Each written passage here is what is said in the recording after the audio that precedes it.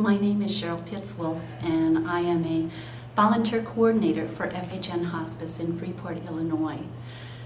My experience with hospice began about 20 years ago when a hospice in Elgin, Illinois took care of my then 43-year-old husband who was dying of melanoma. I don't think I can do this right now. I'm so sorry. At that time, and after his last treatments, hospice came into our home and helped me and my 2 young children spend the last few weeks with my husband in a way that helped all of us deal with the loss of his life and helped us share some wonderful, wonderful times together. And I will always be grateful to hospice for giving us that. Several years later, hospice has cared for my mother, my mother-in-law, and most recently my aunt. And all of those experiences have been wonderful qualities of death for us. And we have shared so much more as a family because of that.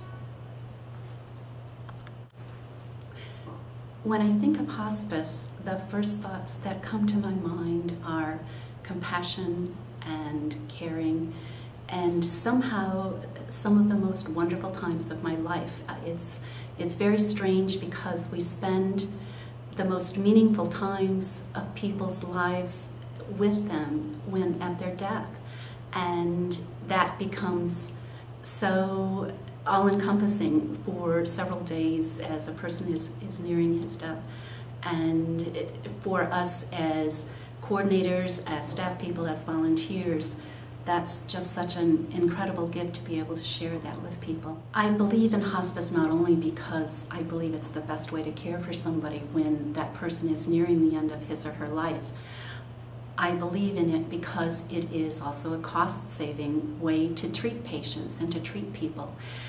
For the last year of their life, people consume over 1/3 of the Medicare budget in terms of the money that's spent on them going in and out of the hospital for amazingly prolonging types of care that they get, and tests and invasive procedures. So I believe that it's invaluable to us just in terms of saving people and the government money and reducing our Medicare budget. Our hospice serves a 3-county rural area in northwest Illinois. If there were to be a rate cut for hospice, it would greatly reduce the access that we have and our patients have to us, but that mainly we have to our patients, since we drive oftentimes over 50 miles to get to see a patient. And to cut the budget for that travel would probably reduce the number of times that a skilled nurse, a CNA, a social worker, a chaplain could get to visit that patient. So definitely would reduce the quality of care that we're able to provide to our patients. It would also perhaps lead to closing the doors for our hospice.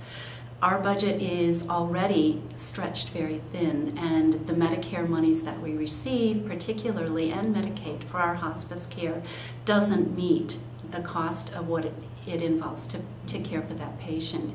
To further reduce that amount of money would stress us beyond our capacity to continue serving patients. I believe that it's important for all of us to speak for those who are nearing the end of their lives, and to try to ensure the best quality of care that we can for them, whether that means that we speak out for palliative care, ways of helping patients, as opposed to urging additional medical tests or supporting insurance companies to pay for additional medical care.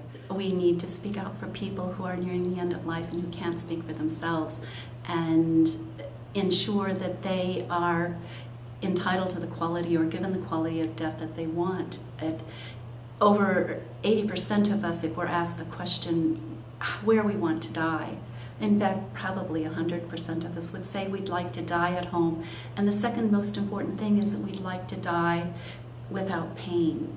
And yet over 80% of us die in institutions each year. So it's unrealistic to expect that if we want to meet the needs of people and what they want, that we can cut hospice care. The quality of care that's provided by hospice, I believe, far exceeds a lot of that's provided by many of the hospitals, many of the nurses that are there. I guess I have seen it firsthand. I know that our nurses are trained in pain relief far and above any of those folks in hospitals. And so many of our patients come to us with great pain or issues over pain or some kind of other medical issue that they've been dealing with over the past 6-8 months, and they come into our program and the nurses are able to reduce that pain to a point where their quality of life greatly increases. The social workers that work with us are trained specifically in end-of-life care and how to help that person transition from this life to the end of his life. And because of that, the comfort that's offered to the family is much greater than they are going to receive anywhere else. Every person will need hospice at some point or other in their life. Senator Durbin, Congressman Manzullo, please don't cut hospice. My name is Cheryl Pitts-Wolf, and I'm asking you to help protect hospice.